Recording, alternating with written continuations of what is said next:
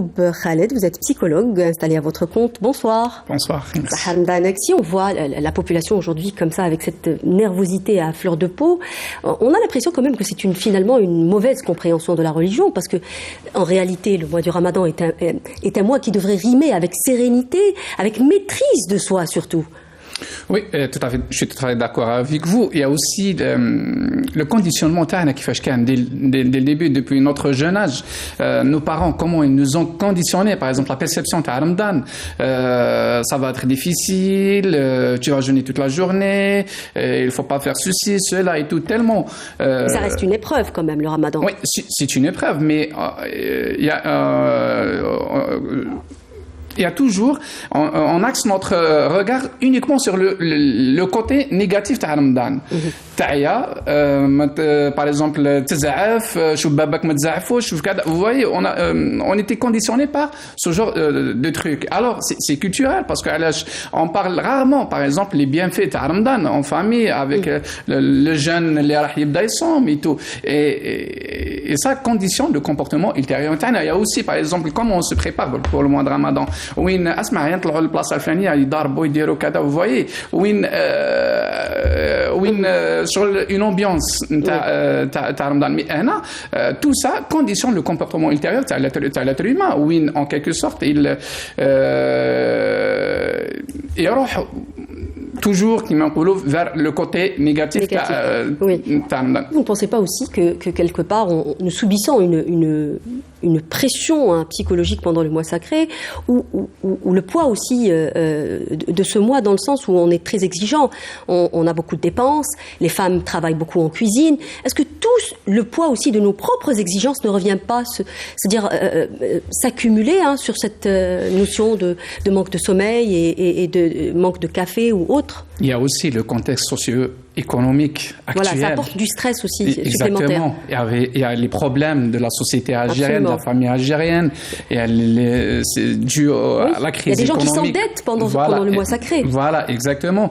Et tellement le qadassa, le mois de Ramadan, oui, il faut bien manger, il faut ramener ceci, il faut ramener cela. Et, par exemple, ils se comparent, les familles, vous voyez, c'est une pression supplémentaire, c'est toujours, et aussi les problèmes au sein de la famille algérienne, du couple, aussi les problèmes de couple, tout ça conditionne le comportement ultérieur. Par exemple, quelqu'un qui sort de chez lui avec je sais pas, une petite dispute avec sa femme, bien avec son fils qui n'a pas eu une bonne moyenne ou un truc comme ça, et quelqu'un qui fait bad.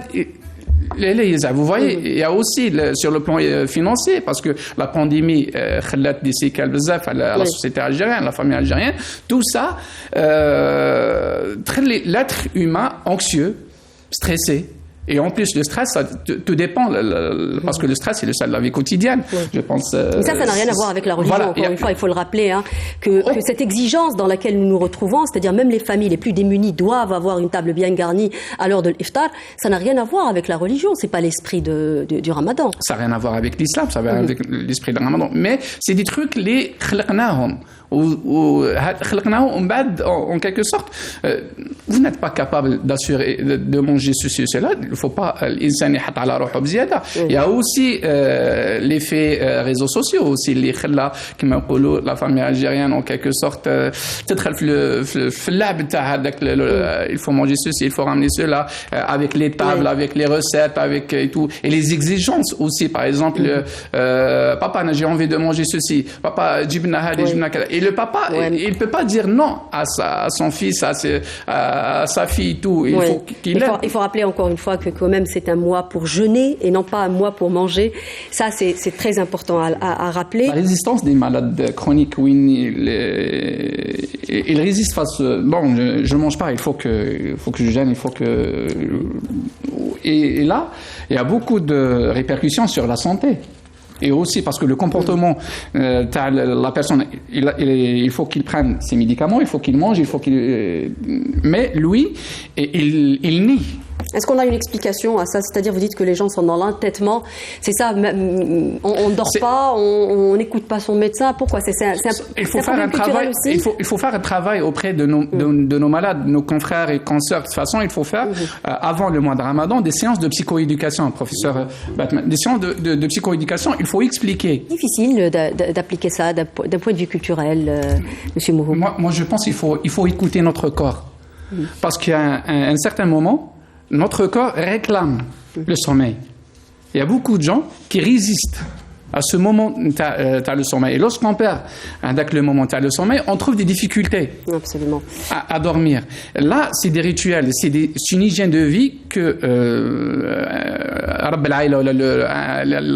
les parents doivent mettre en place avec leurs enfants et communiquer tout ça et parler de ça. Il faut sensibiliser, il faut communiquer, il faut dire les bienfaits de le sommeil, il faut parler avec nos enfants. Et sur le plan aussi culturel, et si je dors à cette heure-ci, il y a un truc que je vais Sahara, un film, une série, un truc comme ça et tout, mais il faut mettre, il y a des priorités. Notre corps a besoin d'un moment de repos, il a réclamé ça, il faut suivre comme disait Dr Laïs tout à l'heure, que le sommeil n'est pas une perte de temps, hein. C'est pas pour rien que nous passons quand même le tiers de notre vie à dormir. Cette émission est arrivée à son terme, merci à vous de nous avoir prêté attention. N'oubliez pas de nous suivre sur les réseaux sociaux.